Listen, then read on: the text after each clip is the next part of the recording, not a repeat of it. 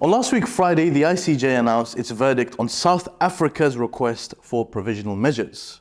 The provisional measures requested by South Africa serve the purpose of placing restrictions on Israel's ability essentially to massacre more Gazans if it could be shown to be plausible that there was indeed a genocide taking place. The result was emphatic, with votes, the lowest of which was 15-2.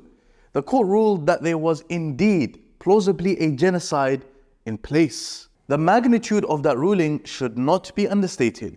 Israel, which has the self-proclaimed most moral army in the world, and which is backed by all the countries like the US and the UK, which claim for themselves civilization and moral authority, has been found plausibly guilty of the most heinous crime, a state that can commit genocide. So what were the reactions of the Israeli leadership? Itamar Ben-Gvir, an individual we've spoken about now at length, a convicted terrorist serving as Minister of National Security in Israel, he would come out and immediately dismiss and diminish the verdict of the court with a tweet that simply read, 𝐒𝐮𝐬𝐜𝐫𝐢𝐻𝐵.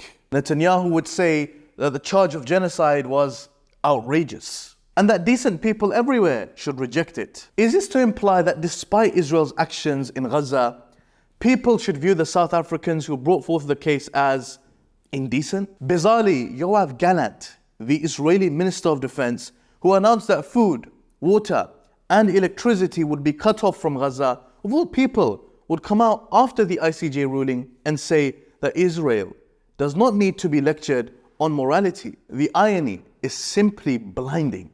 The ICJ ruled that Israel must take a number of actions, all with a mind towards preventing acts of genocide in Gaza. Amongst other things, this included preventing and punishing incitement to genocide. The impunity that Israeli leaders showed in reaction to the ICJ ruling was then typified in Smotrich's reaction, the extremist Israeli finance minister, who said that Hague judges concerned about Gazans should effectively look into ethnically cleansing them. He, like the rest of the senior Israeli leadership, it seems, will not be punished for their public incitements towards genocide. As has been pointed out by some, Hamas leadership, in contrast, had said that they would be prepared to abide by an ICJ ceasefire order if Israel were prepared to do the same. As far as the South Africans were concerned, the ICJ ruling was effectively a call for a ceasefire in Gaza.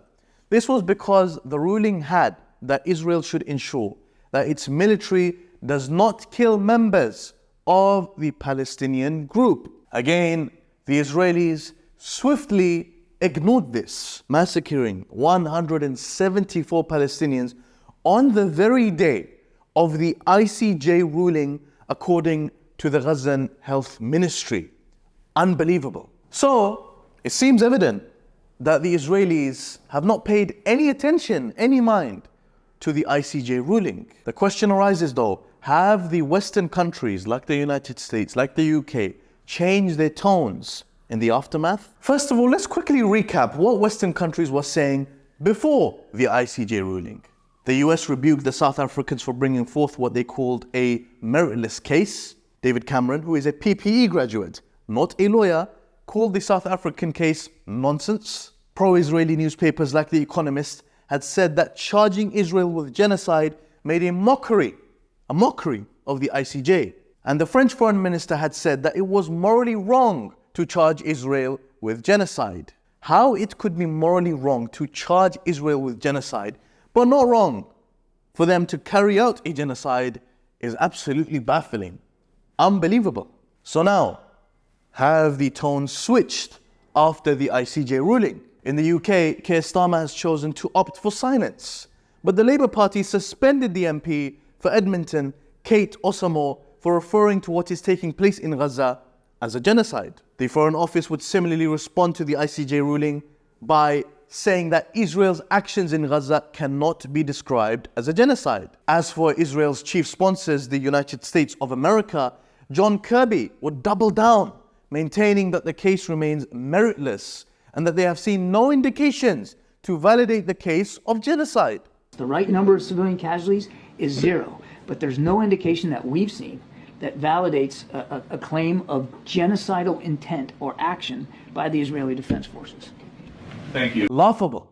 Absolutely laughable. How can the US claim to see no indication that a genocide is taking place when the ICJ have ruled, based on South Africa's 3-hour presentation, that a genocide is plausibly happening? How can you be so dismissive?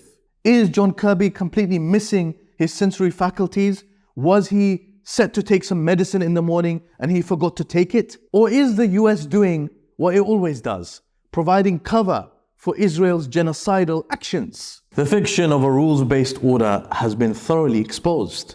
The West has proven that international law applies so long as it's not Israel and Western states breaking the law. The situation grows worse in Gaza, and every day the crimes of the Israelis become worse and worse.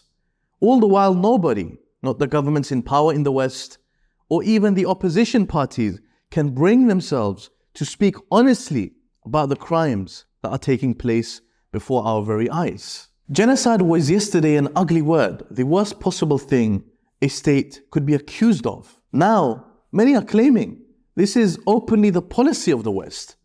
Absolutely shocking. When people look back on this period in history, it will be remembered as that in which the mask slipped, and the realities of a world of Western hegemony became undeniably clear to everyone. If you like our work and you're a fan of everything that we are doing with regards to the news reporting, then do click the subscribe button down below and share our channel with your friends and your family.